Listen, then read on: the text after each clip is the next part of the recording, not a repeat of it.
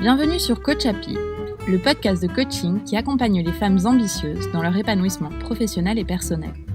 Je suis Jenny Chamaz, coach de vie certifiée et maman de 2 enfants. Les informations que je partage ici sont disponibles sur mon site coachhappy.com. Abonnez-vous au podcast sur la plateforme de votre choix. Un nouvel épisode est disponible tous les mardis.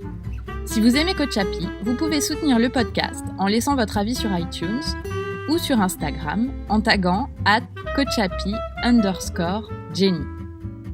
Cette semaine, je voudrais remercier Mariosa qui a écrit sur iTunes.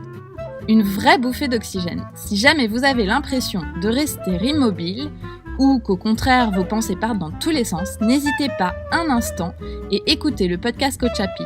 Vous repartirez reboosté, vous vous poserez les bonnes questions et vous saurez vous diriger petit à petit vers la vie que vous voulez pour vous-même. Jenny vous donne en plus tous les outils nécessaires pour vous mettre en chemin. N'hésitez plus, donnez-vous les moyens d'être heureuse. Merci infiniment Mariosa pour ce très joli commentaire.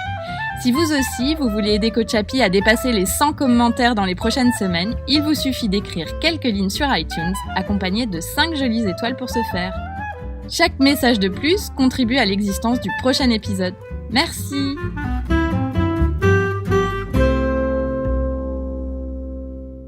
Au tout début de ma carrière, j'ai fait un burn-out. J'étais jeune diplômée, j'avais pris un poste dans lequel pour la première fois j'avais la responsabilité d'un chiffre d'affaires, j'avais un pouvoir et un devoir de décision sur beaucoup de choses, j'avais des résultats à obtenir, des comptes à rendre.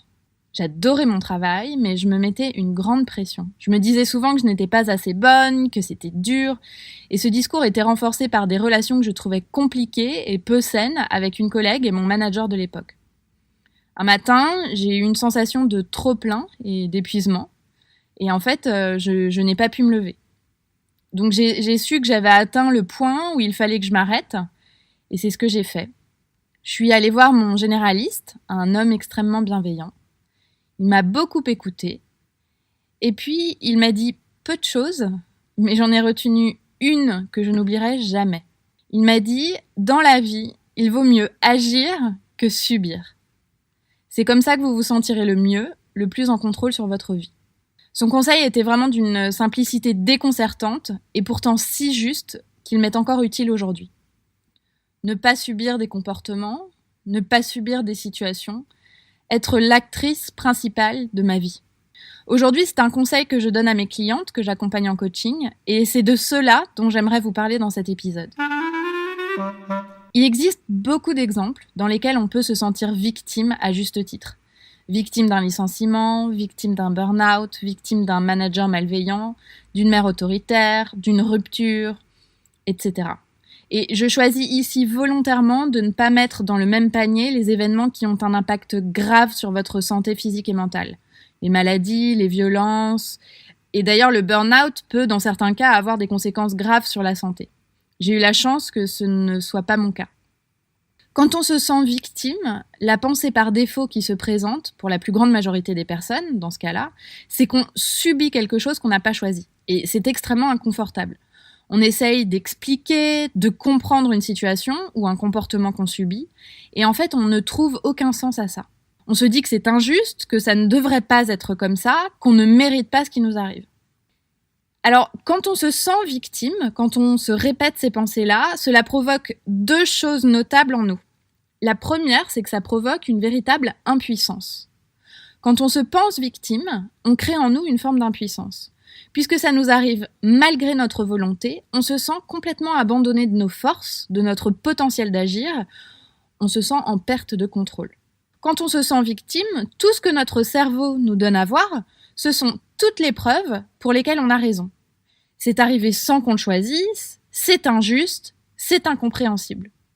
Le problème, c'est que tout ce monologue intérieur, toutes ces émotions inconfortables qui nous envahissent et nous bloquent, augmentent la souffrance qu'on ressent. La deuxième chose, quand on se sent victime, que cela provoque en nous, c'est qu'on délègue la responsabilité de nos émotions. Quand on se pense victime, on donne la responsabilité de nos émotions aux circonstances ou aux autres. On est dans une impasse parce que la seule issue pour qu'on aille mieux, c'est de changer notre situation ou de changer les autres. Par exemple, imaginons que vous êtes au chômage. et que c'est une situation que vous avez le sentiment de subir. Vos pensées provoquent en vous des émotions inconfortables comme par exemple la honte, l'angoisse de ne pas retrouver un travail, la frustration de subir cette situation. Je pense ici aux personnes qui touchent des allocations qui leur permettent de vivre et d'avoir un toit et de manger, pas aux situations dramatiques qui font que vous ne pouvez plus vous nourrir et vous ne pouvez plus vous loger. Donc quand vous êtes dans cette situation de chômage et que vous pouvez encore vivre sous votre toit et manger, vous vous dites que vous vous sentirez mieux quand vous aurez trouvé un nouveau job. Et vous passez ces semaines, ces mois, voire ces années de chômage en vivant au quotidien ces émotions inconfortables. Autre exemple, quand vous donnez la responsabilité de vos émotions aux autres, on peut imaginer l'exemple du célibat. Vous vous sentez vraiment très triste et frustré de ne pas être en couple. Vous vous dites que la vie serait vraiment mieux quand vous aurez trouvé l'amour. Et vous serez enfin heureuse quand vous serez amoureuse.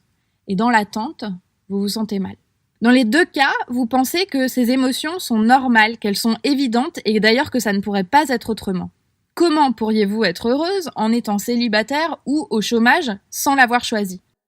Pourtant, si on y pense de façon logique, comme nos pensées créent nos émotions, que vous soyez au chômage ou célibataire de façon non choisie ne veut pas nécessairement dire que vous devez à tout prix en être malheureuse.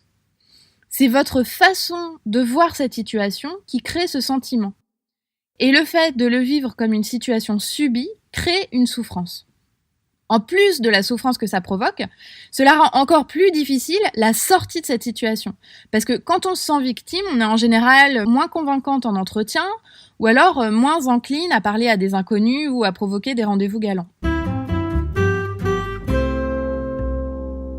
Ce que je veux vous proposer ici, c'est l'idée selon laquelle vous avez différentes possibilités pour aborder une situation que vous n'avez pas choisie.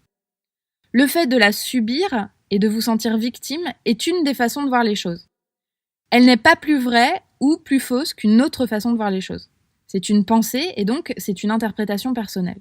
C'est une façon de voir les choses qui est adoptée par le plus grand nombre en général. Beaucoup de personnes autour de vous seront d'accord sur cette interprétation. Ils vous diront « Oh, la pauvre, elle est célibataire, ça doit être dur » ou alors « Oh, il est au chômage depuis si longtemps, mais quelle galère, j'aimerais pas être à sa place ». Et en fait, la question n'est pas de savoir si vous avez raison ou tort sur votre interprétation de la situation, ou si les autres ont raison ou tort sur cette interprétation. La question est de savoir qu'est-ce que cette façon de penser crée en vous et pour vous. Et est-ce que cette façon de penser vous est utile ? Et je pense que vous serez d'accord avec moi pour dire que c'est totalement inutile, que ça ne vous aide pas à trouver un amour ou trouver du boulot. Ça vous plombe et ça vous place dans une position de victime. Alors vous allez me demander, quelle est l'autre option ? Comme me l'a dit mon généraliste il y a 11 ans, il vaut mieux agir que subir. À l'époque, mon interprétation était de prendre des actions, de faire des choses pour essayer de me sortir de la situation que je n'avais pas choisie. Et je pense toujours que c'est quelque chose qui est utile et qui aide grandement. Mais avec mon expérience de coach, je dirais que la première chose et la plus importante est de travailler votre état d'esprit. En soi, travailler votre état d'esprit, c'est déjà être dans l'action. En effet, si vous parvenez à voir les choses différemment, vous souffrirez moins de votre situation actuelle et vous serez mieux armé pour progresser et pour en sortir. Ce travail sur l'état d'esprit, sur votre point de vue, peut se faire en 2 étapes. La première étape, c'est d'être résiliente. C'est en fait d'accepter ce qui est arrivé ou ce qui arrive et donc d'accepter votre situation actuelle. Puisque cela a eu lieu, c'est un événement qui est indiscutable. Il a existé, et donc, plutôt que de se battre contre cet événement, c'est accepter qu'il soit réel, que ce soit un fait et qu'il soit là. Acceptez donc que, par exemple actuellement, vous êtes au chômage et vous n'avez pas de travail. Acceptez que vous n'avez pas de partenaire, etc. Car quand vous vous battez avec cette réalité, c'est autant de temps que vous ne passez pas à penser à comment sortir de cette situation. Donc quand je dis accepter cette situation, ça veut dire la reconnaître comme étant un fait et accepter que ce soit le cas, que c'est pas nécessairement un problème d'être au chômage ou d'être célibataire, de l'accueillir. Ensuite, la deuxième étape, c'est de travailler vos pensées. C'est de choisir délibérément ce que vous souhaitez en penser. Voulez-vous vous penser victime ou voulez-vous vous sentir dans le contrôle ? Vous pouvez poser un regard différent sur l'événement. Alors, ça se fait pas immédiatement, puisqu'évidemment, vous allez avoir des pensées par défaut qui se présentent à vous. En revanche, il y a des questions que vous pouvez vous poser qui vont aider votre cerveau à voir les choses différemment. Ces questions-là, ça peut être, par exemple, de quelle façon cet événement est utile pour vous ? Qu'est-ce que ça vous apprend sur vous ? Qu'est-ce que ça change de positif dans votre trajectoire de vie ? Alors pour aller un peu plus loin sur cette façon de voir les choses, je vous renvoie à l'épisode 23, Réécrire son histoire. Alors pour vous donner un exemple, le célibat vous permet d'avoir plus de temps pour vous. Et ça, je vous le garantis, c'est un atout inconsidérable pour s'épanouir. Là, je vous renvoie à l'épisode 3 sur le temps pour soi. Le chômage aussi vous donne une opportunité de réfléchir à ce que vous voulez ou vous ne voulez plus sur la suite de votre carrière. Et finalement, si on y pense dans une vie, dans une carrière, dans tout ce temps qu'on passe à travailler, combien de temps on a véritablement pour se poser, réfléchir à ce qu'on veut vraiment pour notre vie ? On n'a pas beaucoup de temps. Et ces périodes de chômage, ces périodes de pause sont des moments finalement qui peuvent vous permettre de le faire. Combien de personnes continuent autour de vous à être dans un travail qui ne leur plaît pas ? Vous avez l'opportunité d'orienter vos recherches vers quelque chose qui vous plaît vraiment. Alors, une fois que cet état d'esprit est créé, via d'abord l'acceptation et puis ensuite le travail de vos pensées, en fait, vous verrez le verre à moitié plein plutôt que de le voir à moitié vide. Et ça va vous aider à prendre les actions nécessaires pour atteindre vos objectifs. En effet, ce nouveau point de vue sur la situation va vous aider à nourrir des émotions plus positives et à naturellement vous orienter vers des actions qui vous aideront à avancer. Si c'est de trouver un nouveau job, vous serez plus encline à la recherche, plus motivé, plus confiante en entretien. Vous vous direz que vous avez là l'opportunité d'une vie, celle de trouver quelque chose de nouveau. Si c'est de trouver un nouveau partenaire, c'est la même chose. Vous irez de l'avant, vous ferez plein de choses pour vous, vous voyagerez seul, vous apprendrez la photographie, vous vous initierez au yoga, et vous serez fier de vous dans tout ça parce que c'est des choses nouvelles que vous ferez. Vous vous sentirez bien dans vos baskets. Et en étant mieux avec vous-même, vous serez aussi mieux avec les autres. Et donc, naturellement, ça vous donnera plus de chances de rencontrer quelqu'un. Alors, les résultats dans les deux cas ne seront peut-être pas immédiats, mais vous accumulerez des expériences qui vous mettront sur la bonne voie et vous aideront à atteindre vos objectifs. Et de manière générale, vous aurez un quotidien qui sera beaucoup plus agréable.